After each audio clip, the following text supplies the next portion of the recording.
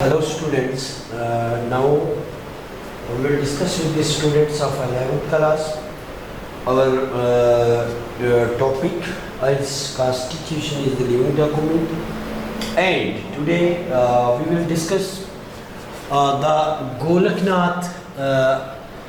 versus State of Punjab 1967. जो है this is ये एक हमारा केस है जो केस जो है वो फंडामेंटल राइट्स को डील करता है, जो जिसमें हमारा जो है कहीं ना कहीं फंडामेंटल राइट्स में जो है लॉज एंड अमेंडमेंट्स में जो फ़र्क है, आई थिंक जो हमारा constitution is the living documents है. In this chapter, we will discuss two cases. One we have already discussed, that is Kesavananda Bharati case जो है जिसको हमने डिस्कस किया हुआ है, जिसमें जो था हमने डिस्कस किया उसको कि कौन से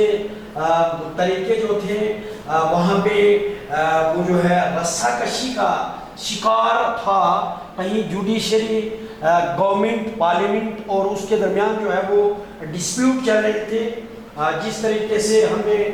उसको डिस्कस किया कि जो जज जो है A.N. रे को लाया गया मिस इंदिरा गांधी के द्वारा सीनियरिटी को छोड़ के ऊपर, फिर भी जो है उसको अमेंडमेंट जो करना था वो मुमकिन नहीं हो पाया. तो कहीं न कहीं हम ये जो हमारे दो केसेस हैं इनका धीरे से they are linked with the constitution, because ये डील करता है इनकी जजमेंट्स जो है इनकी जजमेंट्स कहीं न कहीं हमारे कॉन्स्टिट्यूशन को हमारा कॉन्स्टिट्यूशन जो है उसको मजबूत बनाते हैं, या उसके साथ जो है इनका कहीं दे आर डायरेक्टली और indirectly linked with our constitution. So we will discuss today the Golaknath case versus State of Punjab. इसमें जो है गोलकनाथ एक जो था एक बंदा पंजाब का है, पंजाब के रिलेटिव से है, और ये उसके द्वारा जो केस जो है उसने पंजाब स्टेट के खिलाफ किया था. क्यों किया था? और उसके जो बेसिस जो हमारे थे कि उस समय ये जो आर्टिकल 13 जो है, all laws are inconsistent with or in a derogation of any fundamental right shall be void and invalid. Article 13 जो है कॉन्स्टिट्यूशन का आर्टिकल 13 जो है दैट डील्स, उसमें बोला गया है कि ऑल लॉज आर इनकंसिस्टेंट, मुतजाद है, वो मुतजाद है, जितनी भी लॉज है वो मुतजाद है. मीन्स लॉज एंड वो जो अमेंडमेंट्स, लॉज और अमेंडमेंट्स के रिलेटेड ये है कि व्हाट इज डिफरेंस, क्या वो एक जैसे हैं या नहीं है. मीन्स इसमें बोलते हैं कि आर्टिकल अमेंडमेंट्स और लॉज जो भी हमारी all the laws are inconsistent with or in a derogation of any fundamental right shall be void and invalid. जो भी मुतजाद लॉ है, जो भी मुतजाद है, जो भी अपोजिट है फंडामेंटल राइट्स के, जो इसे तहमीन करता है फंडामेंटल राइट्स को, जो मीन्स जो उसके साथ छेड़खानी करता है, वो जो मुतजाद वो जिद है इसके साथ, वो दे शैल बी, जो भी कानून जो फंडामेंटल राइट्स के साथ डील करता है, उनको वायलेट करता है, उनकी तामील करता है, मीन्स दे आर वाइड, वो नील है, वो रिजेक्टेड है, बातिल है, वो रिजेक्टेड है. मीन्स वो जो है बातिल है और रिजेक्टेड है. Then what is 9th schedule 9, जिस तरीके से हमने बात की कि कहीं पे जुडिशरी या पार्लियामेंट के दरमियान हमारे पार्लियामेंट जो है रस्साकशी का शिकार हुई, बहुत सारी अमेंडमेंट्स बहुत सारी कंट्रोवर्शियल है. और कहीं पे जो है मीन्स नंबर वन, जो state is not empowered to bring any change in the constitution, but why certain acts, these acts and laws are included in Schedule 9. ये जो हम एग्जाम्पल लेंगे कि ये जो केस है, ये केस पंजाब स्टेट के खिलाफ इसलिए है क्योंकि पंजाब स्टेट ने कहीं पे लैंड रिफॉर्म्स की बात की और उन्होंने उन केसेस, उन लैंड रिफॉर्म्स के लॉज को, उनकी अमेंडमेंट्स को शेड्यूल 9 में रखा। एंड 9 जो है, ये 9 शेड्यूल जो है, इट कंटेन सच एक्ट्स, इसमें ऐसे एक्ट की जो पास किए हुए एक्ट्स हैं, जो लॉज हैं dealing with the land reforms, जो जमीन के मालिकाना हकूक, लैंड एक्ट का रिफॉर्म, उसमें जो चेंजेस आए गए लैंड के रिलेटेड जो भी एक्ट है उसमें जो रिफॉर्मेशन, जो उसमें रिफॉर्म किया गया, जो चेंजेस लाए गए, and all which can not be challenging, और इस तरीके से उनको बनाया, इस तरीके से अमेंड किया गया, इस तरीके से वो चेंजेस लाए गए उनमें, ताकि वो कहीं पे चैलेंज ना हो, और वो जो है challenge no and good and ground for violation of fundamental rights. जो है वो ये जो केसेस हमारे हैं उनको चैलेंज नहीं किया जाता on the ground of violation of fundamental rights. और अमेंडमेंट 7 1964 के तहत इसको लाया गया इन 9th शेड्यूल में। जो भी जो हमारी पार्लियामेंट है या हमारी जो भी चेंजेस लाने के बाद इस 9th शेड्यूल में रखे जाते थे, ताकि वो जो रिफॉर्म्स करके, जो चेंजेस करके वो 9th शेड्यूल में रखे जाते थे, so that they can not be challenged. वहाँ पे अगरचे उनमें कोई इस तरीके वायलेशन ऑफ फंडामेंटल राइट्स भी हो, ताकि वो चैलेंज ना हो सके, उनको हमारी जुडिशरी के द्वारा या कहीं वो उनका चैलेंज ना किए जाए, ताकि उनको 9th शेड्यूल में रखा जाता था। हमने बात की कि वहाँ पे जो है मिसेस इंदिरा गांधी ने उस केस में, केशव भारती के केस में कुछ ऐसे बनाए रूल्स जो मतलब मीन्स जजेस का फैसला आया, जजेस का फैसला आने के बावजूद बचित रही मिसेस इंदिरा गांधी कि उसने दोबारा से एक उसके खिलाफ जो है CAT को छोड़ते हुए उसने AM रे को चीफ जस्टिस ऑफ इंडिया बनाया, और फिर जो है उस केस जो पार्लियामेंट की अपोजिट आया था कि पार्लियामेंट जो है इज नॉट स्ट्रॉन्गर, वो नहीं है, वो किसी फंडामेंटल राइट्स के साथ छेड़खानी नहीं कर सकती हैं। उसके बावजूद मिसेस इंदिरा गांधी ने AM रे को जो है जो अपोजिट में था, जो केस हमारा 7:6 के डेट पे डिसाइड हुआ था, और जो 6 जज जो गवर्नमेंट के फेवर में थे, उसके नंबर 3 पे जो AM रे थे उसको बनाया गया chief justice of India, so that कि कहीं बेनिफिट मिले। बट लॉ जो है, कानून, जुडिशरी जो है दैट इज इंडिपेंडेंट, उसने फिर भी उस केस को मतलब डिस्पोज ऑफ नहीं, जो फैसला था उसको उसके साथ छेड़खानी नहीं की। सेम कि वो ग्राउंड बनाना चाहते थे कि हम शेड्यूल 9 जो अमेंडमेंट 17th अमेंडमेंट 1964 में शेड्यूल 9 है which contain such acts dealing with the land reforms, ऐसे जो ज़मीन के रिफॉर्म्स एक्ट जो भी है हमारे लैंड रिफॉर्म्स के एक्ट, उनको 9th शेड्यूल में रखा गया ताकि वो कहीं पे उस केस वो जो है चैलेंज न हो जाए। और वो अमेंडमेंट 17th अमेंडमेंट जो है 1964 जो है ये बोलता है कि जो भी इसमें 9th शेड्यूल में होगा उसके साथ कोई भी चैलेंज नहीं किया जाएगा। फिर जो है इस केस में जो dog destroyed story,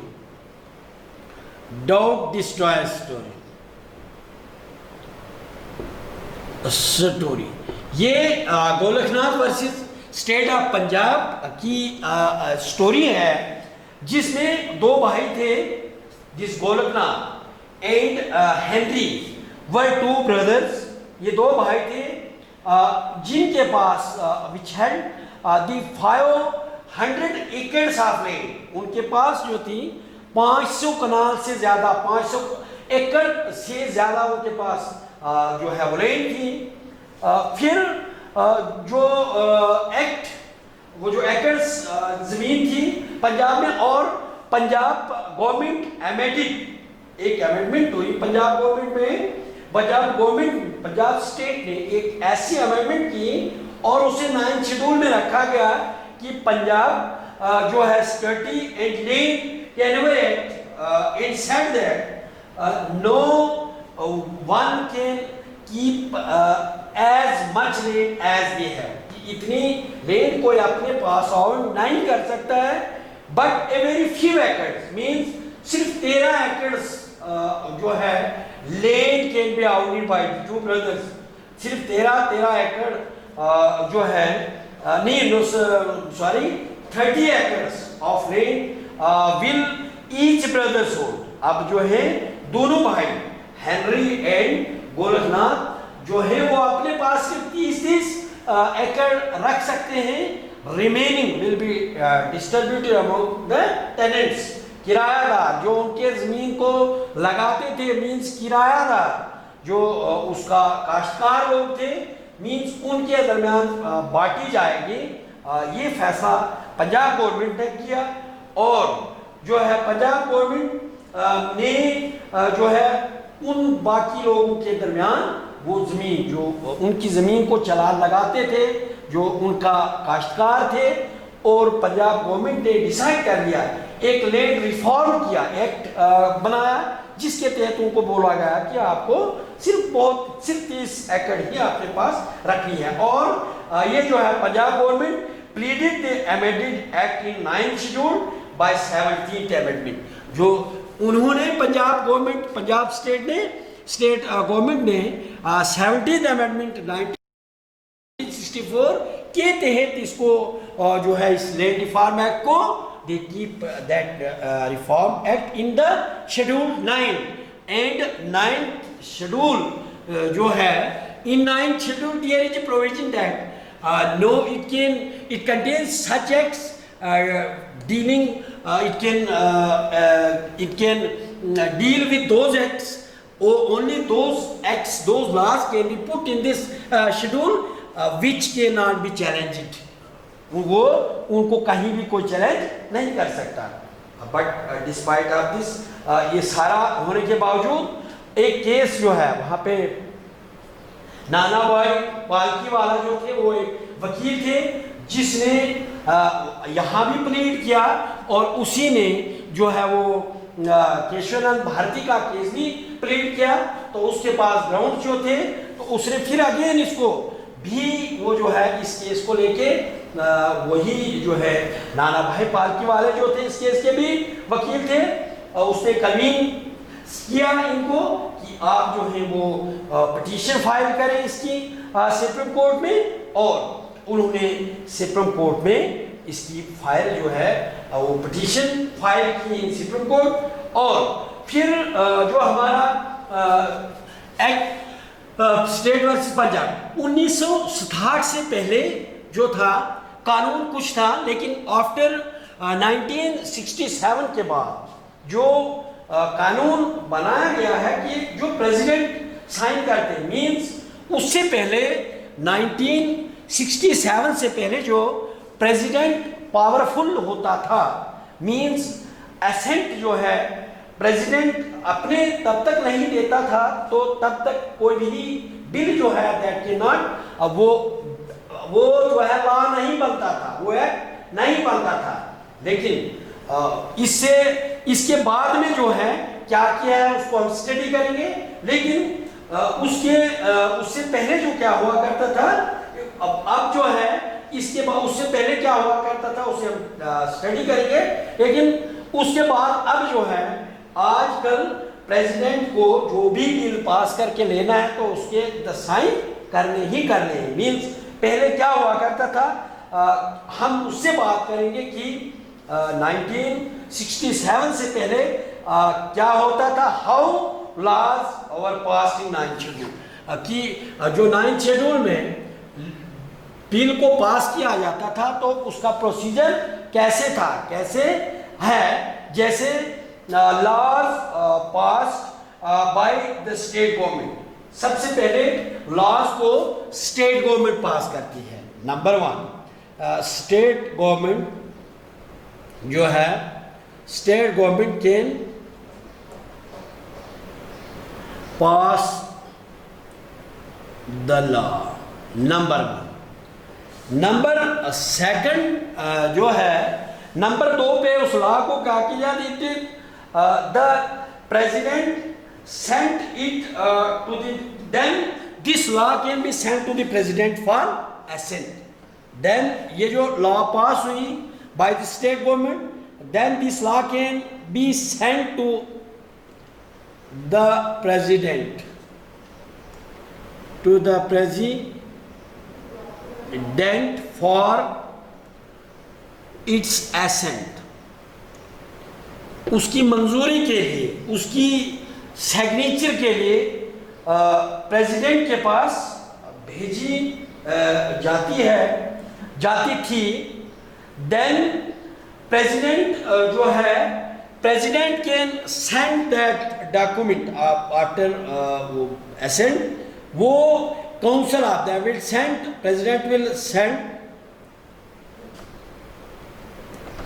to the council of ministers,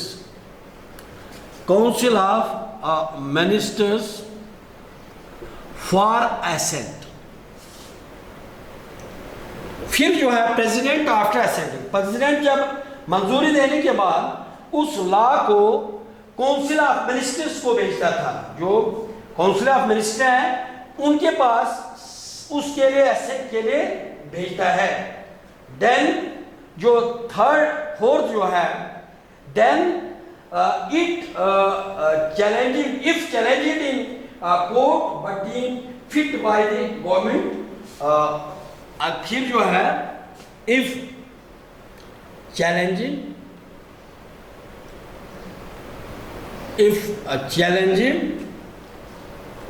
if challenged in court but deemed fit,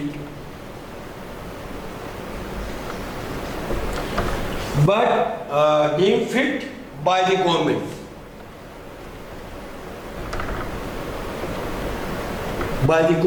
under article 31, under article 31। तो इसमें जो है आर्टिकल 31B, तो ये जो है इस में जो है क्या, इसमें जो केस लॉ को कैसे पास किया जाता है, जो 9th शेड्यूल में रखा जाता है, 9th शेड्यूल के, कि law is passed by the state government,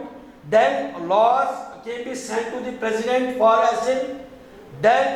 president sent to the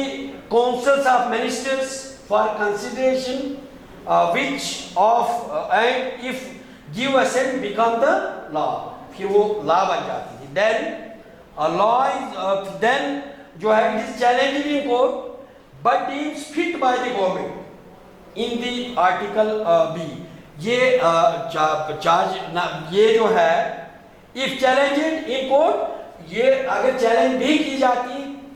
लेकिन ये जो है ये फिट होती थी अंडर द आर्टिकल 31B के तहत, जो है गवर्नमेंट इसे बिल्कुल फिट बना लेती थी। नाउ जजमेंट क्या आती है, जजमेंट सुप्रीम कोर्ट जो है रिवर्स कर देता है अर्लियर डिसीजंस को। ये जो अर्लियर लॉज जो थे, गोरखनाथ केस का जब उसने कर दिया, जो 9th शेड्यूल में था उनका, कि कुछ ही एकड़ जमीन जो है अपने पास रख सकता है, देन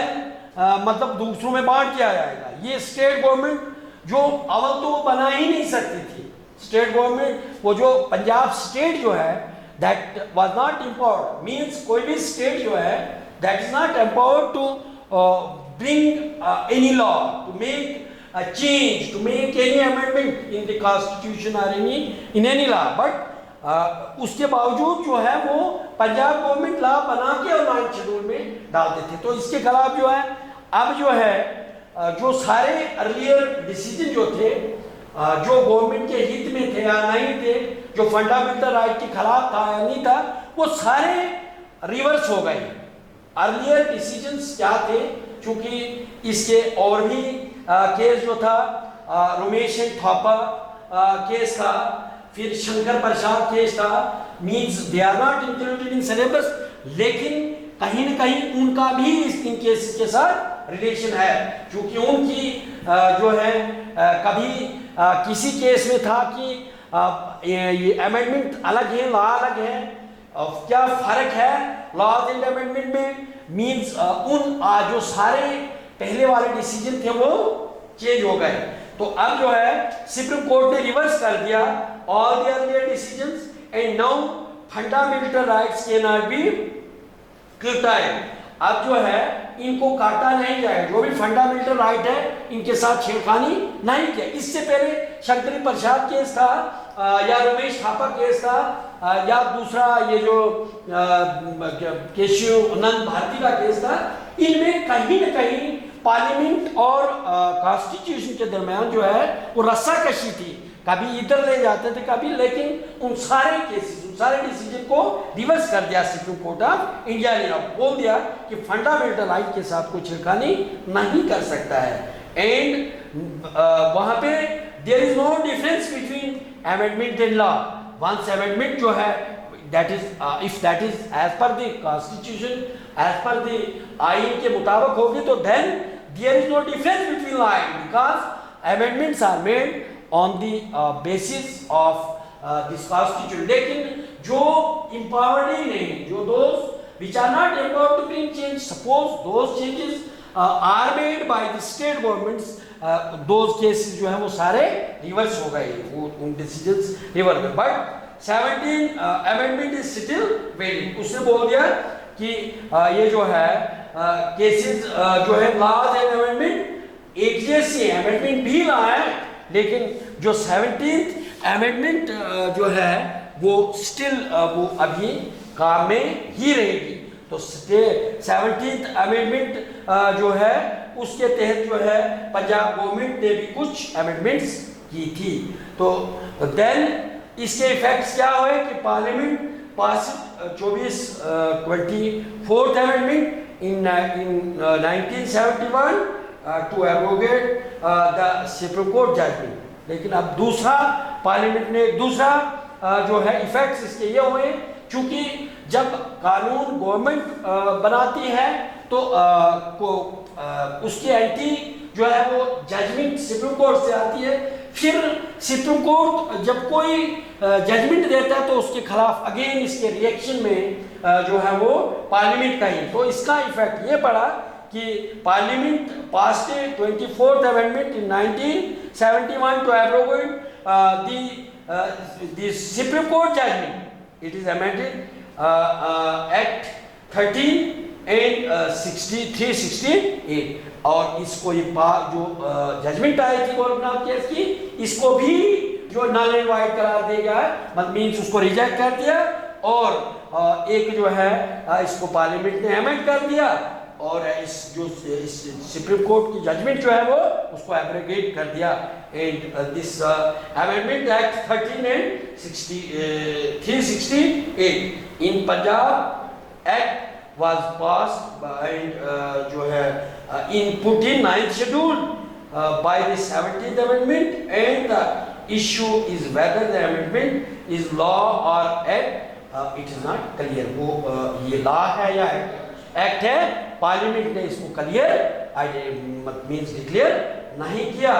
और जो है ये by this we have completed the Gorakhnath case. मुझे लगता है कि आप समझ गए होंगे इस केस को, बिकॉज उसका रिलेशन है हमारा